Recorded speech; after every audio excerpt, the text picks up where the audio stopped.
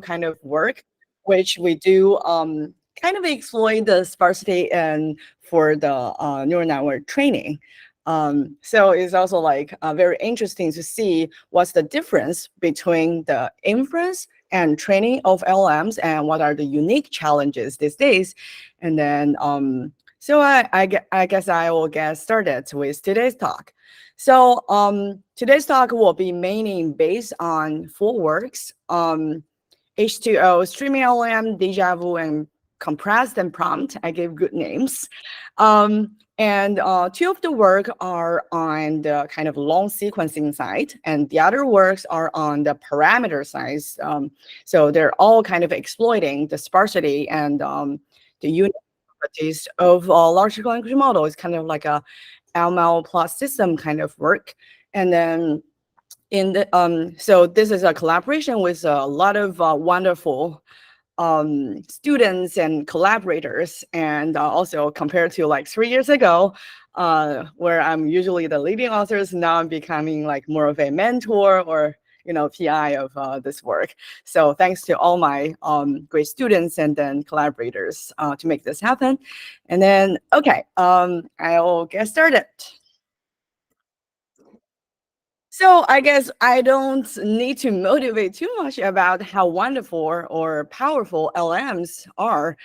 And then, for example, you can enable all this like conversational AI, like the chatbots, or hopefully the customer service we're gonna see, or make our life more convenient.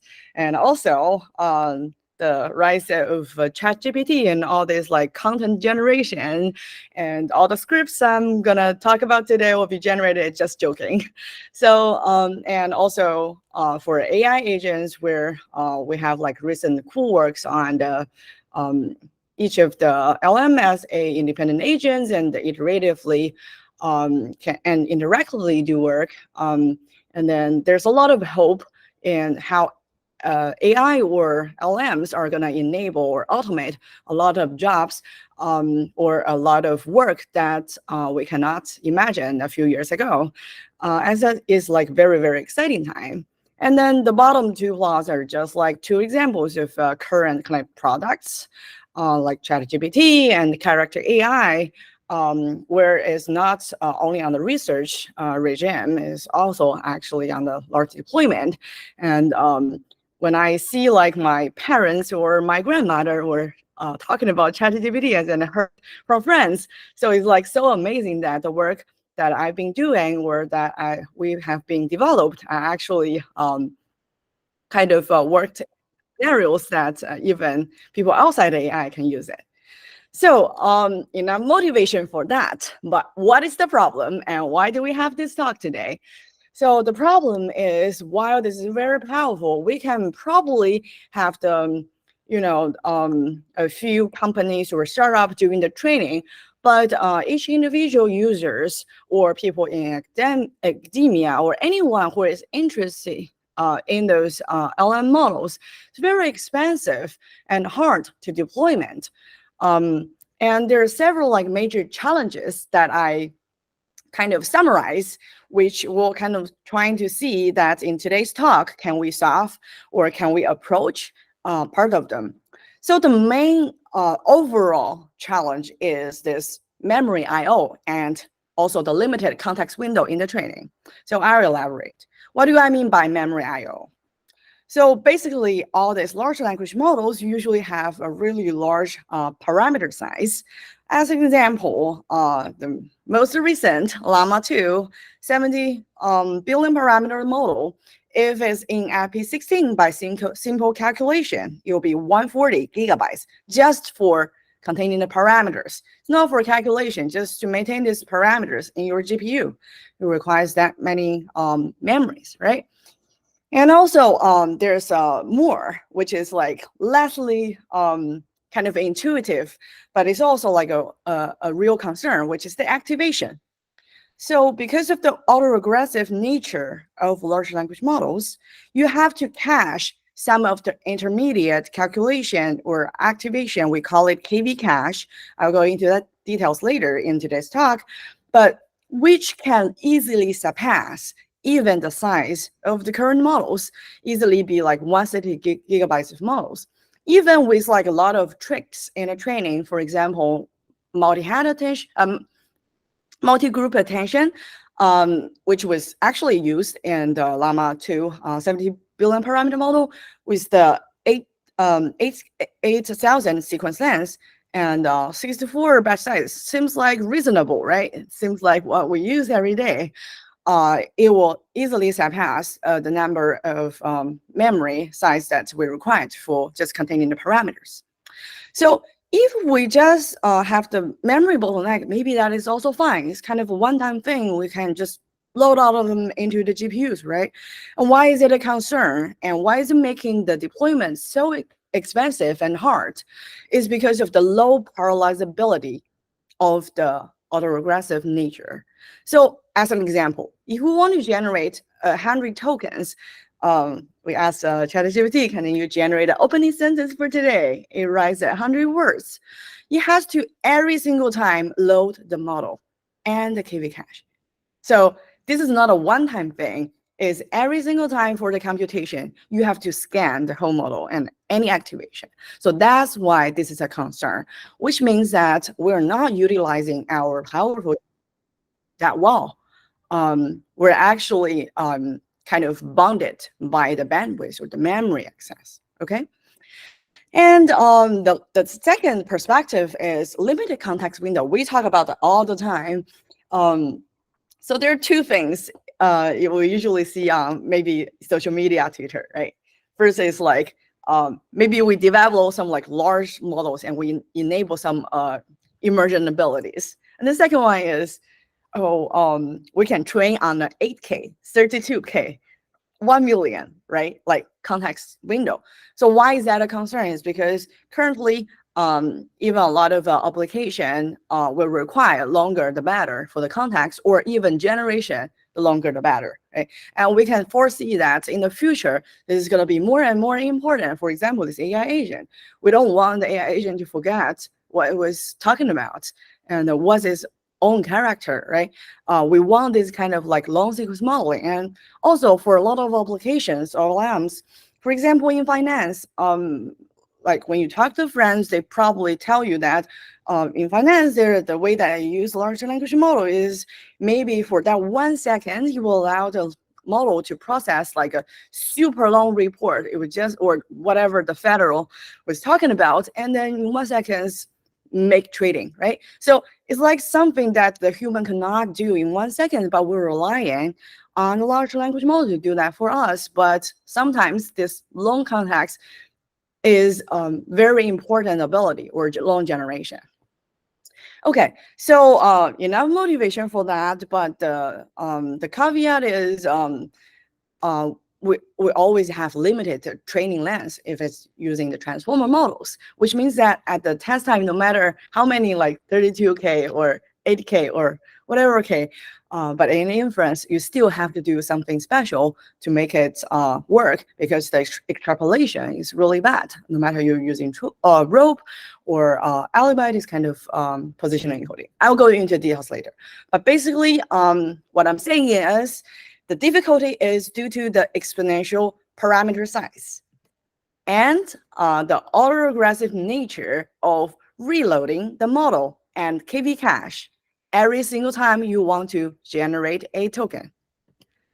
And also the inability to extrapolate to longer than training context or generation lengths. Okay? So the conclusion is we need to design more efficient or smarter algorithms for the LLM's inference. So in today's talk, it will be actually divided into two parts. So I mainly talk about the parameters and the sequence length, so different concerns. But together, they will contribute to very efficient long sequence deployment of LLMs. So the first part of the talk will contain two work. One is heavy hitter Oracle H2O.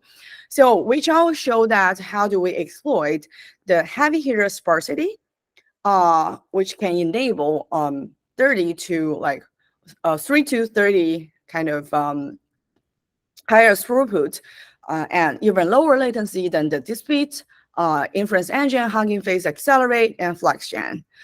And later on, I will show that how this observations in H2O actually inspires the attention sink kind of phenomenon in StreamingLM and enable the streaming infinite context setting of this work. And also, I will show in the end how this one will go back and inspire the streaming H2O and make it even better. So this is, in conclusion, deal with the super long sequence and then KV cache problem, so which is introduced in the activation, remember that bottleneck. And the second part of the talk, we'll have deja vu and compressed them prompt, which is a newer work, which we'll see how do we deal with the large number of parameters. What if I just have 140 gigabytes and have to load every time? Can we reduce that? Can we reduce the number of memory access each time by exploiting, we call it contextual sparsity? And I'll show in the end that we'll achieve 2x lower latency than the state-of-art faster transformer implementation from NVIDIA, and also 6 times in the Hugging Face on the 8 times 800 100 GPU. And then later on, we're gonna see another perspective on we can get 2x, maybe compression rate is not ideal. If we have more extreme compressed, let's say 50% of sparsity plus like 3 or 4 bit quantization, we're gonna lose some kind of accuracy. And what do we do? And I showed that kind of interesting perspective then, rather than compressing the model or changing the model, can we use the prompt to make the model compression aware and recover the performance drop from the approximation model? Okay. So I will get started from the first one, which is the line of work on the H2 and StreamingLM on the KV cache bottleneck. So a little bit kind of refresh the memory of what are the computational bottlenecks in transformers and what we focus on in the first half. So this transformer architecture is not mysterious, but there are 2 modules. One is attention, one is MLP, and then the computation is like there's a QKV projections, and then we're gonna compute the attention of like softmax QK transpose and then times MV. And then on the MLP side, we'll have like W1 and W2, which are potentially the 2 linear layers. And then after the QKV and the output projection, the input will go through the W1 and with some activation function, and then W2, right? So this is basically the pipeline. And then what we are gonna focus on for the first part of the talk will be on this like the K and V activation in the attention. So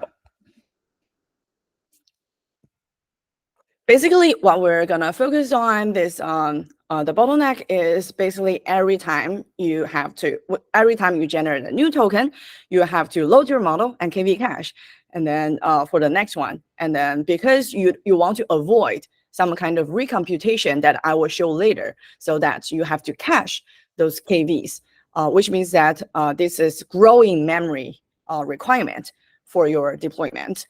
Especially when you're generating super long sequence, you'll keep growing. It's linear to the sequence length, linear to the batch size. So this is an example we just gave. I love randomized, and then this is a visualization, a 2D visualization of our attention matrix. And then usually this like higher, the darker color will represent the higher interactions of the tokens. So these KV states we just talked about are for storing the context or previous generated tokens, because we want to avoid recomputation when the new token was generated for these algorithms. What we need to do is attending this newly generated queue with all the previous K and V without recomputing what the K and V is. And the reason why we can cache them is in the autoregressive nature. All these previous tokens, KV states, do not need to be changed. So that's why we can cache them. So what are the existing approaches and challenges if we want to kind of limit the memory or the memory consumption of all these KVs? So naturally, we can do that just like any software and hardware caches design.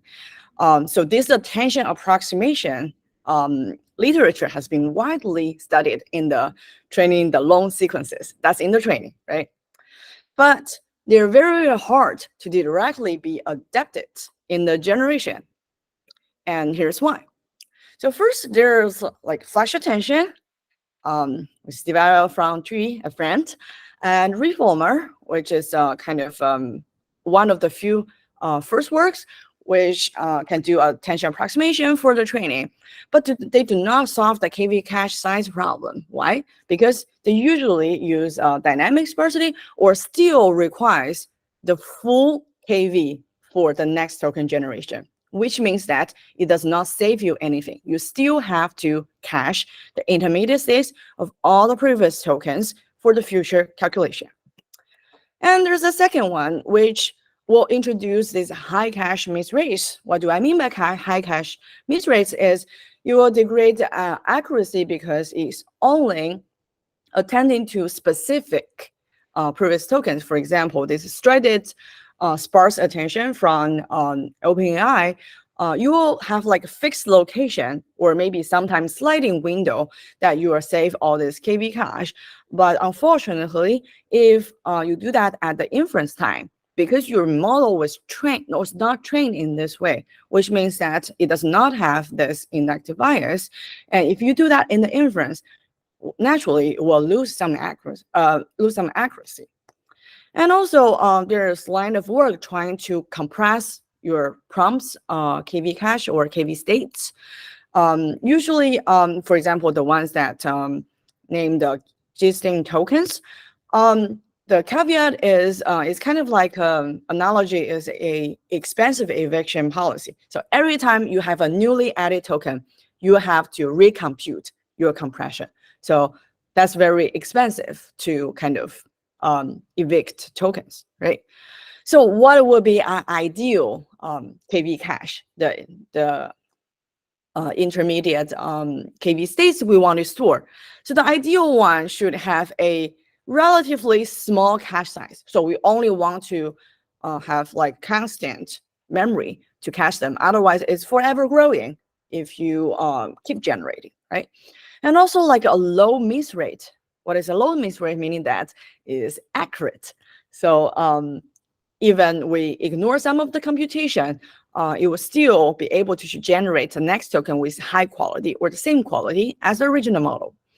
And also like a low-cost eviction policy, because this is a very, very dynamic setting in a generation, right? Every time you generate a new token, you need to deal with the new generated KV cache of that token. So we want a very, very low-cost eviction policy to deal with this dynamic change setting. So what is our observation which enables our design? So basically the idea is we observe a lot of sparsity and attention, which is very natural, which even in the training or in a lot of work, we have seen this trend of in the first couple of iterations, like 1,000, 10,000 iterations, you probably have a pretty uniform or dense attention.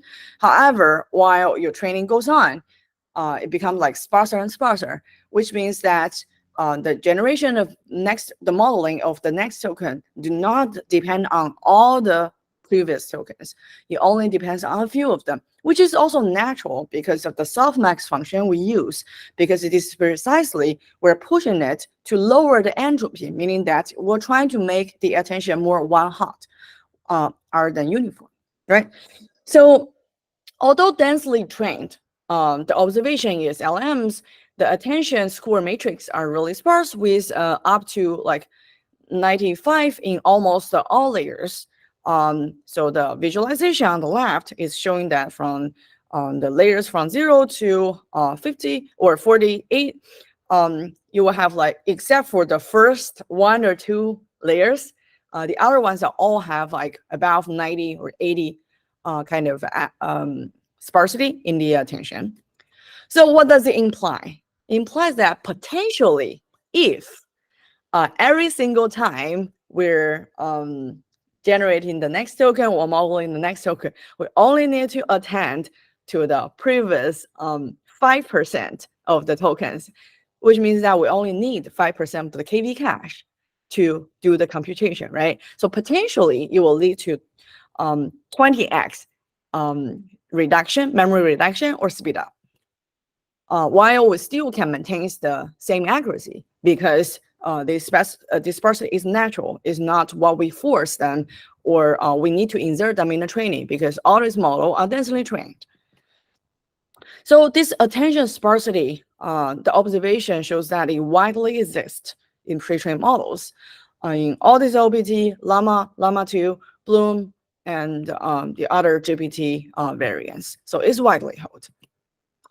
However, there's still a challenge because we're talking about the one token generation case. So maybe for generating, let's say, the 10th token, you only need to attend to 2 tokens in the previous cases. But when you generate 11th, you might try to attend to different ones, which means that if you want to maintain a constant memory cache, you have to evict, you still have to evict tokens. And it's very hard to decide which ones to evict based on different token generation, right? Different token want different ones. So once they evicted, the future tokens can no longer be able to see it, because this is one side thing. And then what is our key observation here? Key observation is that there's only a small set of tokens that are very important along the generation. So potentially, we have this power law distribution on who thinks, who were regarded as the most important tokens for the future generation. So for example, your 9th token generation thinks that there are 5% that are important. And that the overlapping rate of the 10th token generation with the 5th, with the 9th are very, very similar. So which results in this power law of every time everyone wants to attend to like similar ones. So which gives you a chance that maybe we only need to cache a small subset. The one that are not very important for the current one will tend not to be that important for the future. So there's a lot of hope here. So in this way, we visualize this call occurrence time, basically the frequencies of these tokens appearing in the training set. So how many times each token appears is highly correlated with accumulated attention score in a lot of like the inference. Let's say we have a subset of your training data, and then we can compute the attention scores for everybody, for every input examples. And then we can accumulate all of them. And then for each of the token that unique tokens that appear in the training, it seems that the number of times the frequencies corresponds to how important this token is by the other tokens, by the future generated tokens, right? So that's why we think this accumulated attention score of all the tokens can be a very important signal of detecting who is more important than the other ones. Maybe we can have a strategy of just keeping the important ones by this accumulated attention score. So this is a visualization. What do you mean by the accumulating attention score? So similar example of I love randomized algorithms, and the left is the Q, and then the horizontal is the K cache.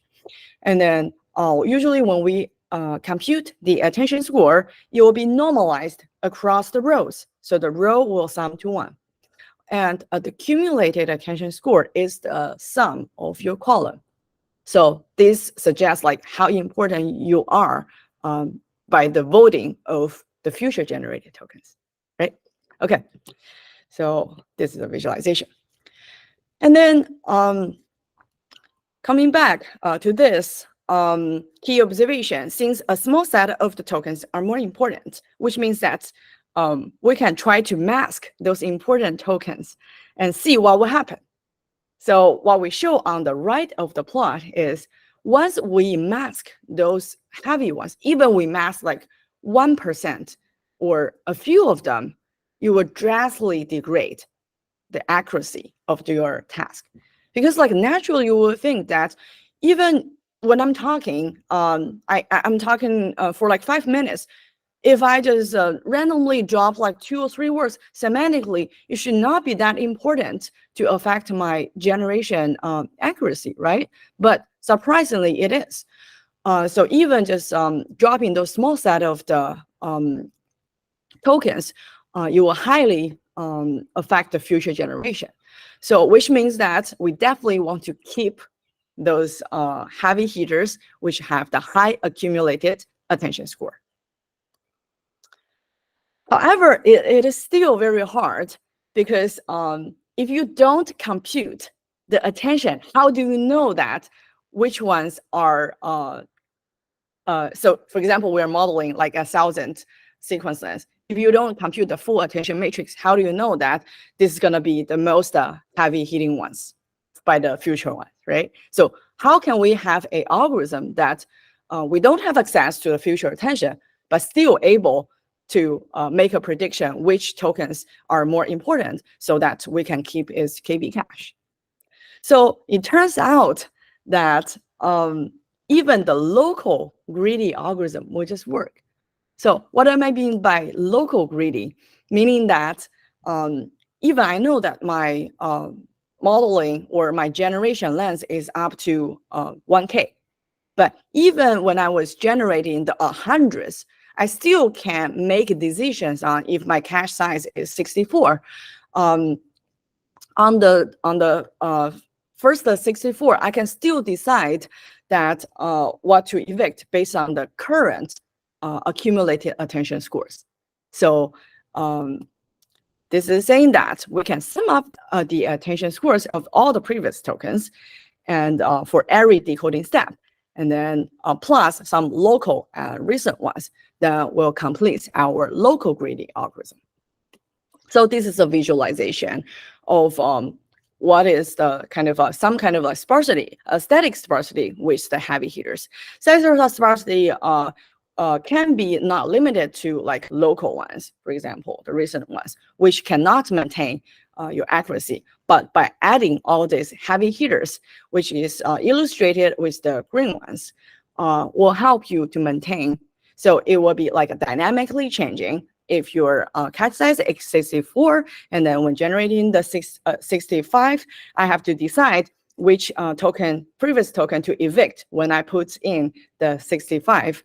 And then it will be the lowest score. And the lowest score will determine by first, it's not the recent ones. Second, you also have the lowest kind of accumulated attention score up to now that we evicted. So this is kind of a visualization or diagram on what we're gonna do in like 2 continuous decoding steps.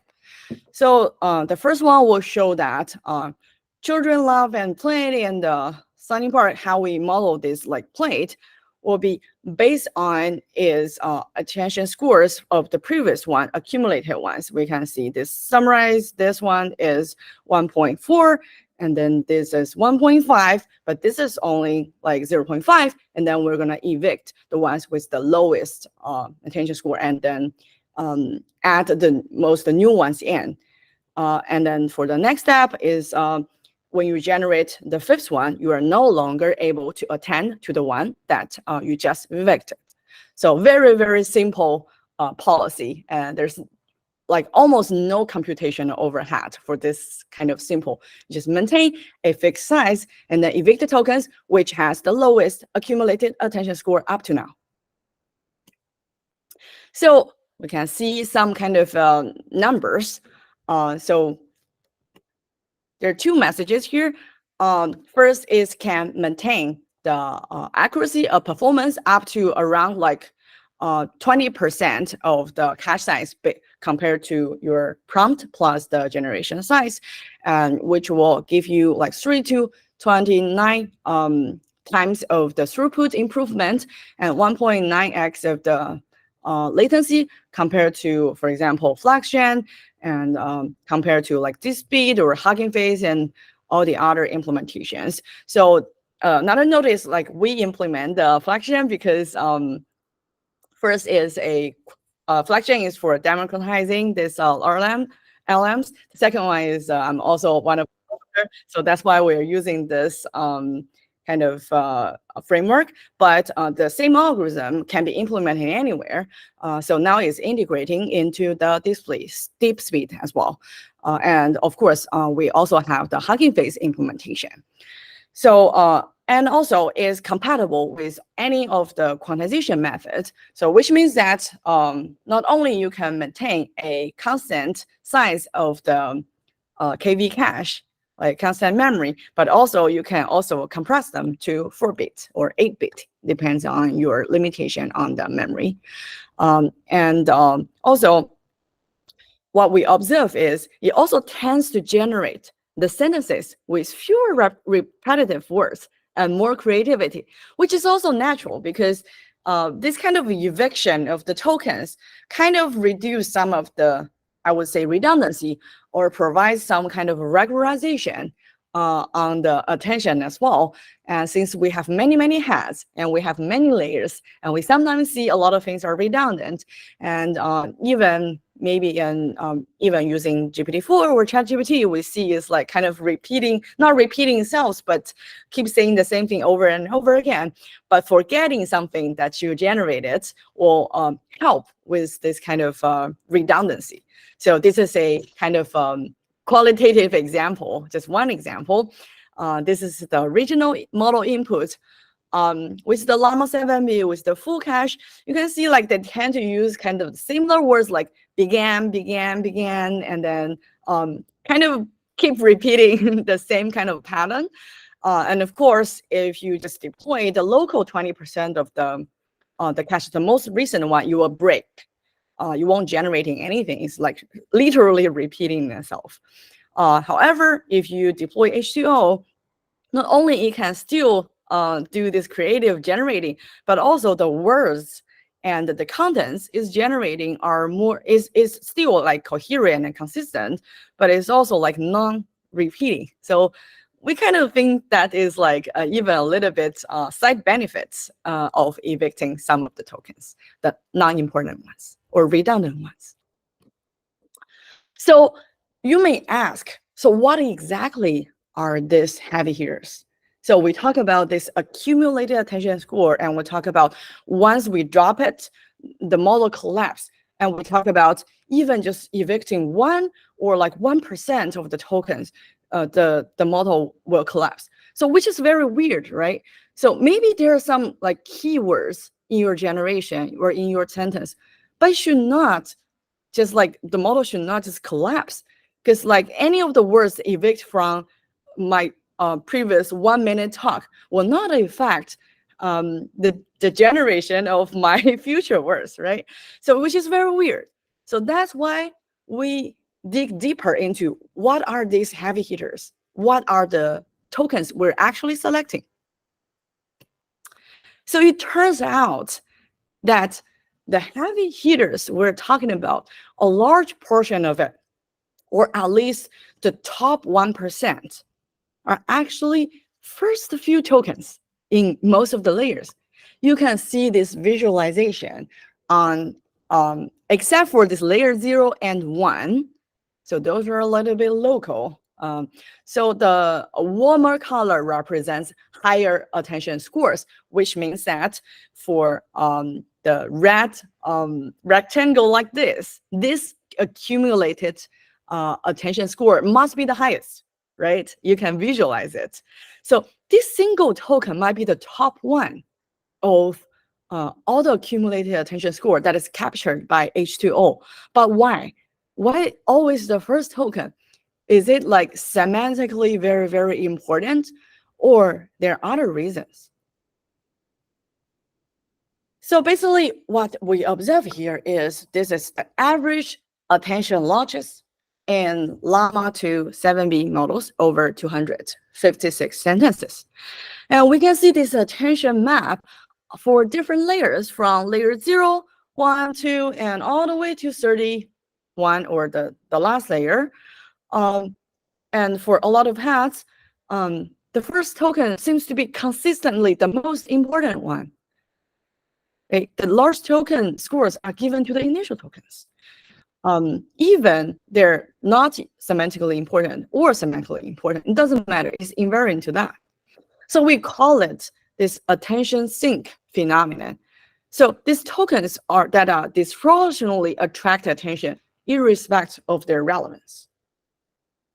So this is the observation.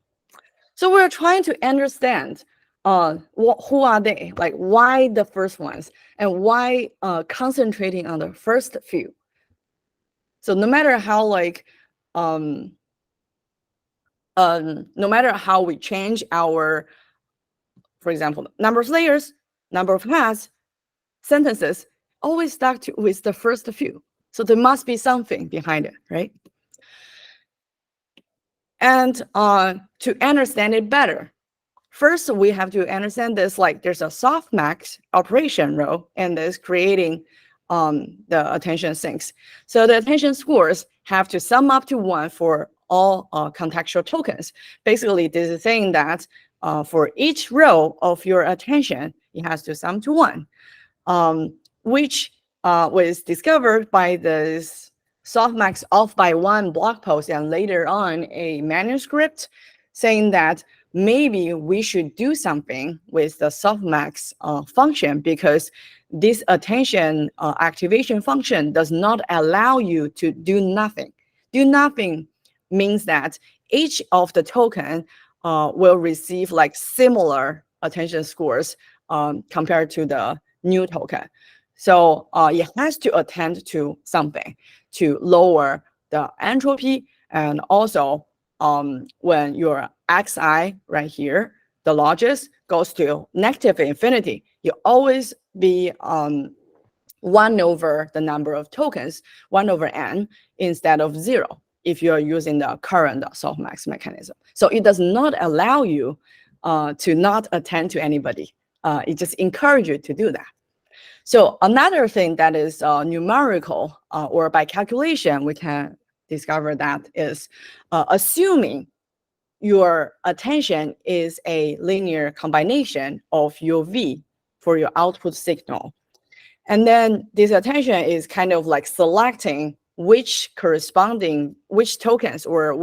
corresponding V will be more important for this attention hat, or for this newly generated token, right? If you have like very, very uniform, and let's assume your V is a unit vector, then if the more uniform your attention score is, the lower your L2 norm of your output vector is. So, and the maximum of the L2 norm of your output vector appears when you have 1, 0, 0, this kind of one-hot embedding, right? That's by calculation. So, which means that if you want some strong signal from this hat for this token, you want it to be kind of low entropy and focusing on a few tokens. But this still doesn't explain why the first one, right? It can be any of them. So it seems like initial tokens in the autoregressive model will be the only one that the future ones will be looking at. Okay, so the second one will only be attending to yourself and the first one, and the third one will also only be attending to yourself and the first one, right? So it's almost like a conceptual basis for setting up that hat. So that's why maybe the first few tokens are more important than the other ones. And also, we did an ablation study to confirm that either this is more semantically important, the first few, or this is just biased towards this absolute position introduced by the autoregressive nature of LLM training.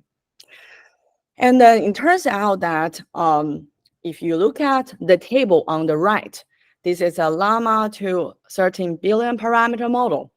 If we just do the local attention, which is the sliding window, the perplexity just exploded. But if we just focusing on the first few and the local 1,000, you will go back to is kind of normal perplexity, 5.4, lower the better, right? However, if we are just replacing the first 4 tokens with this new line token, is it just like a random token? It will still recover 5.6, which means that it is the position that matters, not the content or the semantic meaning. So no matter what you have in the first few tokens, as long as you have it, the perplexity can be stable.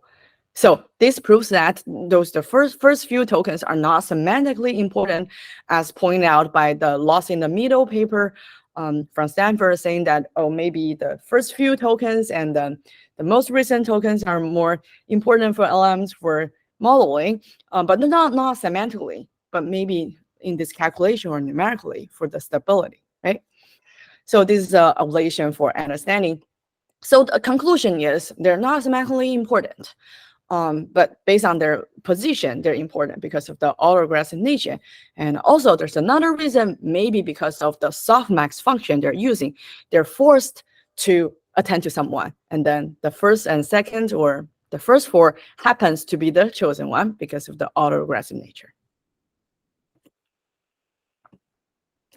So we also did a ablation study on what if we just pre-train with a dedicated attention sink. We just not let it naturally attend to the first 4, which can ideally have some semantic meanings.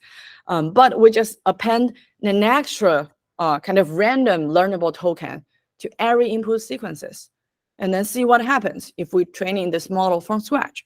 It turns out that the training curve is very, very similar. And also, after training this model, while doing the inference, if we're only attending to this one single learnable token, we're able to recover the full perplexity.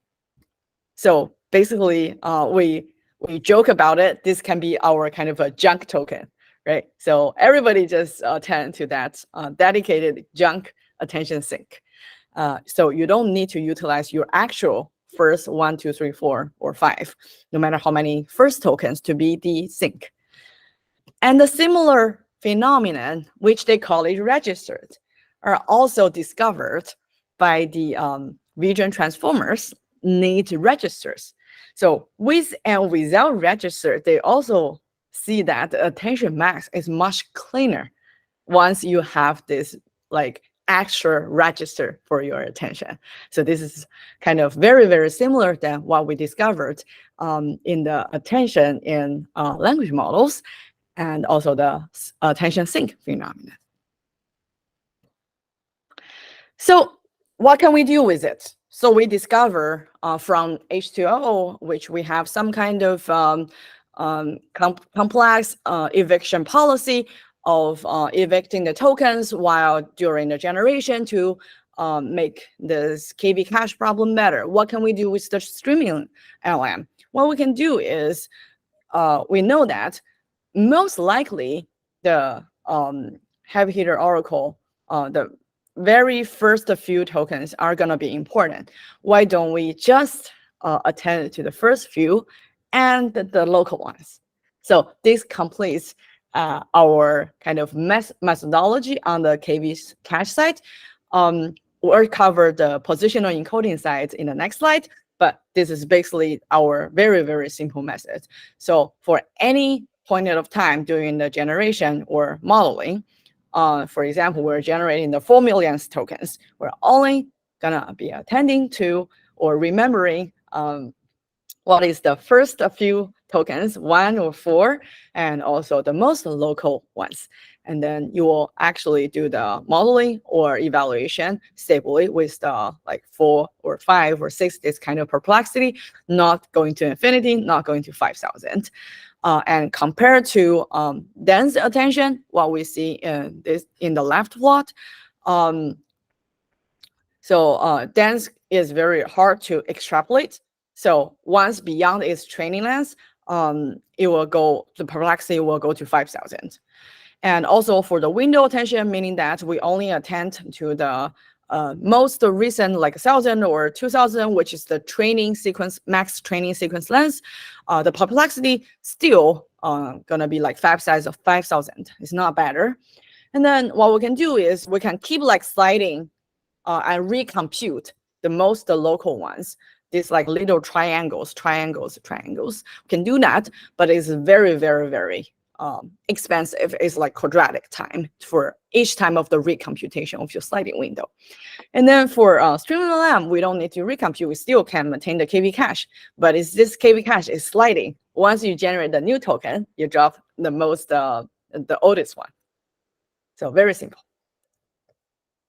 So there's still another problem, which how do we ensure that the positional encoding still checks out for our KV cache, even we only have 1,000 or 2,000, which is up to the max sequence length, but how do we assign the positional encodings? Because semantically, it should be the first 4 and maybe potentially the 4 millionth, right? It naturally does not have a positional encoding assigned. How do we assign them? It turns out that we just use a very, very simple kind of policy. And in the training, let's say the example says that our max sequence length is 1, 2, 3, 4 to 8. And in the testing, naturally, if we're generating 9 or 10, we don't know what to assign there for the position encoding. We can only do extrapolation or other things, which will kind of will increase your perplexity. And with StreamingLM, what we can do is any time that we drop some of the KV cache, we slide the positional encoding from these 2 to the future ones. So the example here says that in the current time, you're only remembering your KV cache only have the first 4, and you are modeling 9, and then it's based on not 9. This is actually 11, but your KV cache size is only 8. So you evict 2 of them. So naturally, you should have a positional encoding for 1, 2, 3, 4, 5, 6, 7, 8, like what we have for the normal cases. But once we evict this 2, we can give up the positional encoding for these 2 tokens and then just squeezing the future ones. So this becomes 1, 2, 3, 4, and then nothing, and then 5, 6, 7, 8. Always in a monotonic increasing order, but we can squeezing. So it's kind of like some kind of interpolation, but in a very nice way. And then we show that by this 2 simple strategy. One is only keeping the first 4 or first few tokens, and also most recent, the local ones, plus this tiny trick on the position encoding, sliding, or squeezing. We can model up to 4 million token stably with StreamingLM. And you can see that this is basically the log perplexity on the different models, 7B, 13B, 10, And you can see this is like the input sequence length from 0 to 4 million is very stable. And this is other model suits, Picea, Falcon, MPT. So which means that is a invariant to what kind of model you are using, as long as you do this attention sync and the local thing with the positional encoding sliding. And also is 22 times faster compared to the sliding window recomputation we just talked about. So that is accurate, but very slow. So, and other extrapolation or local are very fast, but they are not stable. And you can see their log probability or shoots up a lot once exceeding the max training sequence length, while ours and also the recomputation of the sliding window will maintains, but we're 22 times faster because we avoid this recomputation. That's precisely we have KV cache rather than recomputation, right? So we enjoy the benefit of KV cache and also kind of interpolation. So, but you may ask that StreamingLM seems to forget about the middle contents. So we're modeling, let's say, the 4 millionth token. It seems like it's looking at kind of the first 4 and the most local ones. What about the middle ones, right? So interestingly, if we're deploying this kind of position kind of interpolation or position encoding squeezing techniques in H2O, which was the heavy hitter. So not only the fixed locations will be cached, but also the other semantically important, except for the registers or except for the attention sinks, there are other locations that you can think is like very important for generation or modeling for the future. We can squeeze them in a very similar way.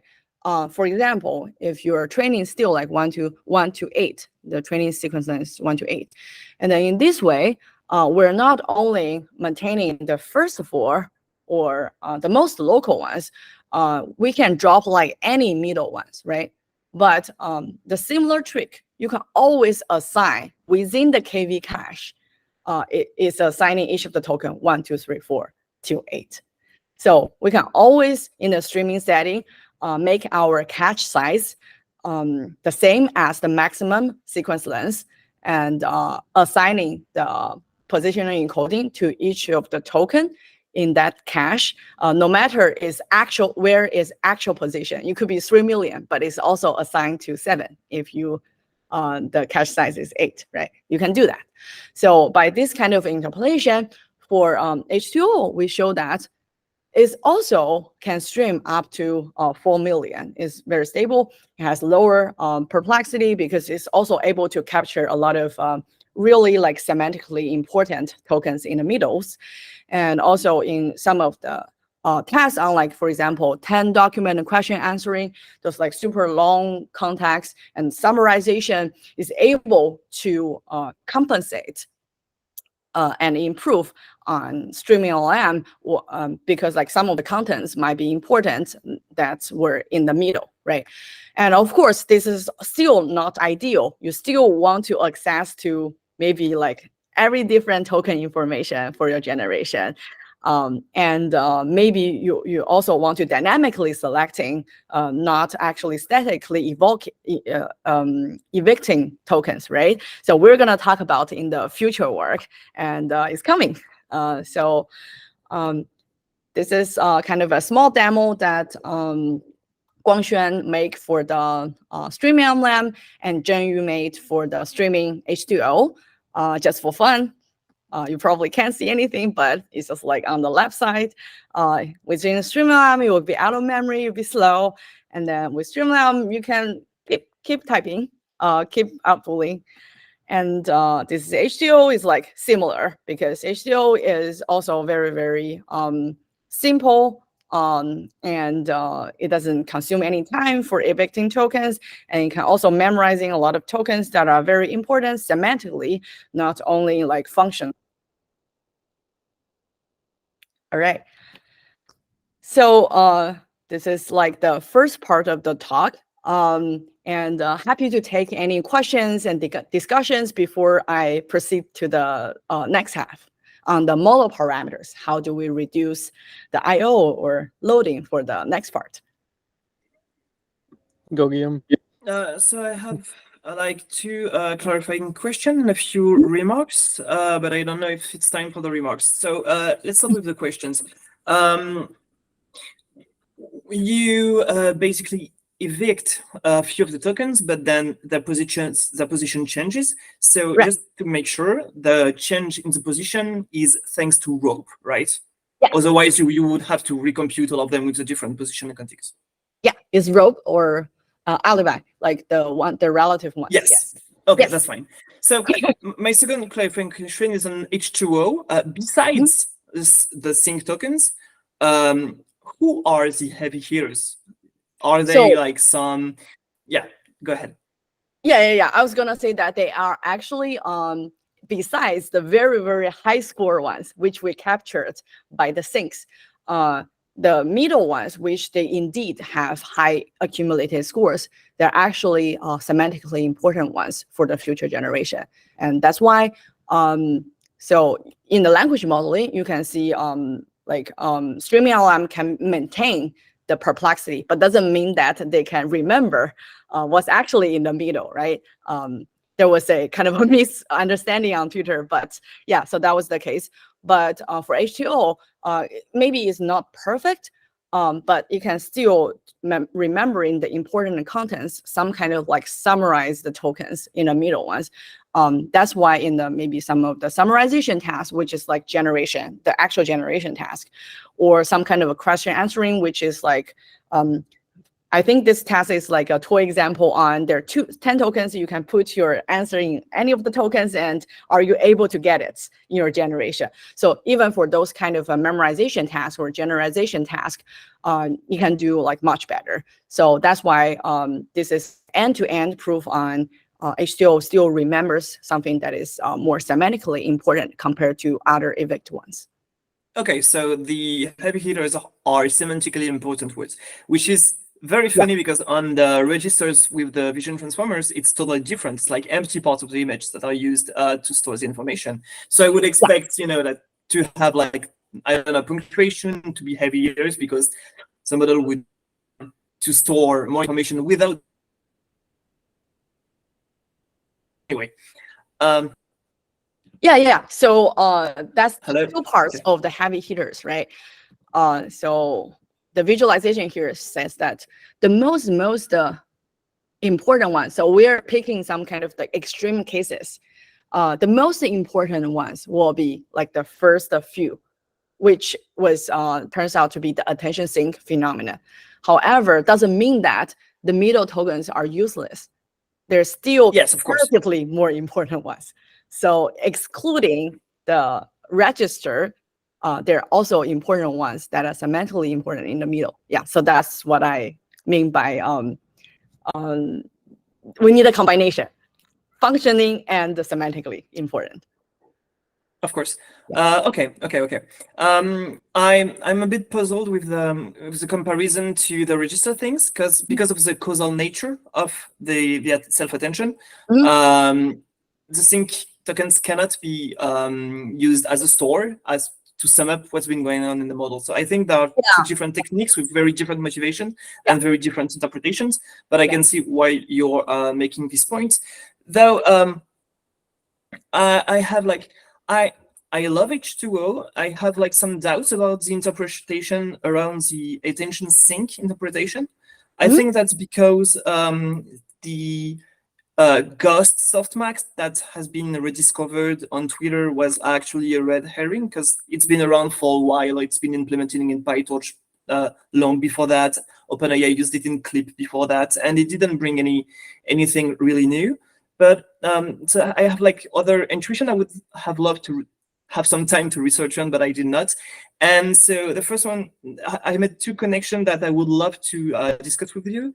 The first one is not rope, but nope, no positional encoding, where this paper showed that even if you don't use any position encoding, then the LLM will make some by using the level of energy in the attention mask. So that's interesting because it would actually use the first few tokens as a basis for some energy level. And the other one is that when you look at the long context plots, you can see that the first few tokens have a crazy high cross entropy loss, which means they receive super high gradients, and then they will have so much energy going on there that they will maybe encode something really specific about that, like maybe some n grams for the beginning of the sequence or something like that, like for something very specific to the beginning of the sequence and how to get it right because of the crazy high loss, but maybe not to be used as attention sink. Yes, so just sharing a few of my intuitions, and I would love to have your... Yeah, so can you elaborate more on the second point for the super high gradient phenomenon that you see in the training? Yes. So when you train with causal masking, the first few tokens have very little context. So basically, the model will have to guess them out of luck, basically. So because the loss is very high, it receives super high gradients. And so this totally dominates the rest of the sequence. The model will just basically fight to learn to have these few first few token right. And well, it will totally dominate the training. And if we're lucky and the model is big enough, it will somehow manage to learn the following of the sequence, but it will spend some crazy amount of energy trying to get it right, because that's where the gradient is and where the loss is maximum. So I would expect it that, that for it to have like super high energy because it stores so many information, because you also want to distinguish this from the rest of the sequence. Especially, yes, because it's the first 5 tokens. It's fairly consistent. So I would have loved to do some quick experiment that maybe reweighting the first 5 tokens and reduce their importance. I have like some experiment going on with that, but I would love to know if you had like some intuition based on that. Yeah, so I've been thinking about this in the, you mentioned basis, right?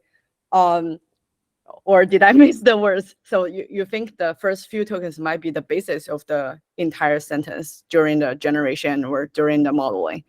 Were you saying that in the, like, before your... Yeah, I'm saying that maybe the model is just trying to have a lot of capacity inside it, and then to have a high energy so that it knows that sort of first 5 token and try to encode some n grams on some things that just because it has to guess out of luck and it receives so much loss and gradient on those first few tokens. Yeah, so I was thinking about it in a very, very similar way as well. But my view is, for example, for the generation of for modeling of after the tension, let's say the 10th layer, the token get mixed, and then it's a weighted sum on the previous V's. And then, which means that the output of this layer is a linear combination of itself, of course, and also the previous V's. So I always think that it must be something in the training making all this like earlier V's kind of some kind of a basis, because it's serving as the linear combination of the activation going forward to the next layer, right? So it's like an iterative process. Which makes like the first few very important. Once you change the V of earlier tokens, your generation or your modeling totally changes.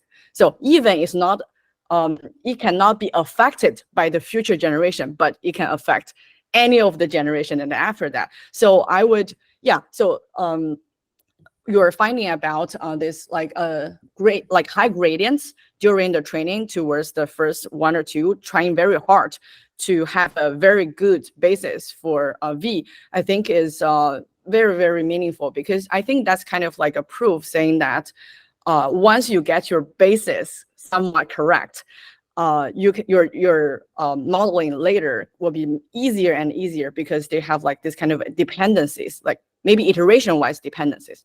And also it's related, I feel like it's related to the prompt tuning, because you can correct me, I'm just kind of bridging things, because in the prompt tuning, we're also just adding maybe some soft tokens at the beginning of the sentence, expecting to like making some like listening to some instructions, or even we use it to make the model compression aware and all the rest. And I feel like this like prompt engineering or prompt tokens are also related to this attention sink phenomenon, because the earlier ones are setting the basis for the future generation. So that's why tuning it a little bit can make your generation totally different. Do you have like, have you thought about this kind of connections, or maybe other thoughts? I think this is like kind of the opposite way of what I was thinking it about. Okay. You're saying, yeah, you're thinking about it like setting the basis for the following thing. And yeah, okay, that's an interesting point. I was seeing it the other way as yeah. I feel it's so. Yeah, it's like hard to say if it's setting the basis for the future, or the future is actually relying on. I think it's the same, right? Or similar, but in another words. Why do you think it's opposite view? Basically, my point of view was that, those attention sync were not a feature. Basically, it's a bug of the training because of the importance of the loss of the first few tokens. So it's a bug, and the model shouldn't attend that much of the first few tokens. Actually, that's not what we want, because we really don't want the model to attend to the first few tokens. That does not make sense. We want to care about the text as a whole. So I was thinking of it as a bug, and then as StreamingLM as a bug exploitation, but not as a feature. And yeah, I was trying actually to have, I was planning to have some experiment that will reduce the importance of getting the first few tokens right. And you're kind of balancing this by saying, no, the first few tokens actually are important because I'm setting the basis for the future generation. And I think it's quite interesting. But then if that were really what was happening, then when you drop the middle tokens, then the basis is not correct for the following ones. So maybe I would expect it to crumble. I don't know. Yeah, so is sync tokens actually a feature or bug? We're also debating like internally and with other folks. And there's one extra experiment we didn't show on a paper or anywhere, is we kind of suspect it might be a feature in a sense of helping attention scaling up, because we see a lot of attention approximation techniques. For example, low rank attention or linear attention, they cannot scale up. And also they're kind of like slightly worse, even they're like as expressiveness as attention, but still like slightly worse when scaling up, because our lab kind of pushing all this like state space model or like convolution based and all the rest. So interestingly, we're kind of just doing some small ablation. We're just adding an extra token also to those kind of a linear low rank based attention. And it's actually helping stabilize this training a lot. And then we talked to the RetNet folks. They're also in the training, they're adding kind of learnable tokens for their input sentence as well. So I think they might be some kind of so it's hard to say if it's a feature in a sense of semantically important, this kind of feature, or kind of scaling up or training or calculation, this kind of feature. So I think this direction definitely worth keep exploring. And then yeah, it's very interesting. Thank you for your answer. Yeah, I guess this is yeah, I guess this is so interesting that we actually spent the whole hour on the first part of the talk. And then I think we can just stop here, and then the ones later, I can also share the slides and then maybe share with folks. I assume this talk is around an hour. Yeah. Yeah, I think we can stop here, and maybe we'll invite you next time for the second part. Oh, yes. That can work as well. Maybe we can take a last question if there is one before we stop. Yeah, I Yeah, had a go ahead. question. Hello, Professor. Thank you for the talk. So I had a question on the streaming LLM side. So when we do this decoding, so if we increase the cache size, let's say we increase the local tokens that we use with the recent tokens, does it always lower the perplexity? So if you keep increasing the cache size, so will it be result in the lower perplexity because you will have more recent tokens or more recent context that you are adding, right? So are you talking about a fixed cache size that is we're manually limiting, or are you talking about the max sequence length that was trained on? Max sequence length. Okay, yeah. So for that's true. Like for the max sequence length we're trained on, even the dense attention, the extrapolation is really bad. So that if you inference, although Rope or Alibi, they're supposed to extrapolate well, but the reality is once it's exceeding the max training sequence length, you always kind of perplexing, not very stable. Yeah. Okay. Thank you. Yeah. So StreamingLM is kind of very interesting on is giving. So besides its attention sink phenomenon, it's actually kind of providing a way on without fine tuning or without changing your positioning encoding, another way of reuse the max sequence training sequence length, and then maybe it can enable another line of work on without fine tuning, without extrapolation or interpolation. You can still do long sequence modeling. Okay, that's a very good thing. And what about the first case, that you said, not in the case of max sequence length, but in the first case where we try to change, we don't have this fixed cache size, and we try different cache sizes. In that case, also the same results we will see that it will lower the perplexity.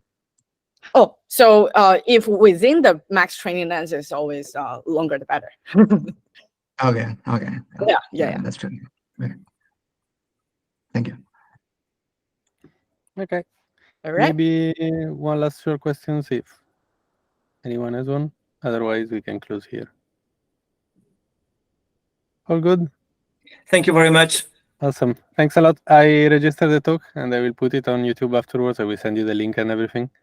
It was very nice having you back, and we'll be back in touch. Yeah, Amélie? Yeah. No, it was a mistake. Sorry. I wanted to use a cheer emoji. Thank you for. So yeah, maybe I'll get back to you, and we'll get the second part of the talk in a while. Sounds great. Thanks a lot. Enjoy your weekend. You Thank too. you, everyone. Thank you very much. For coming. Bye.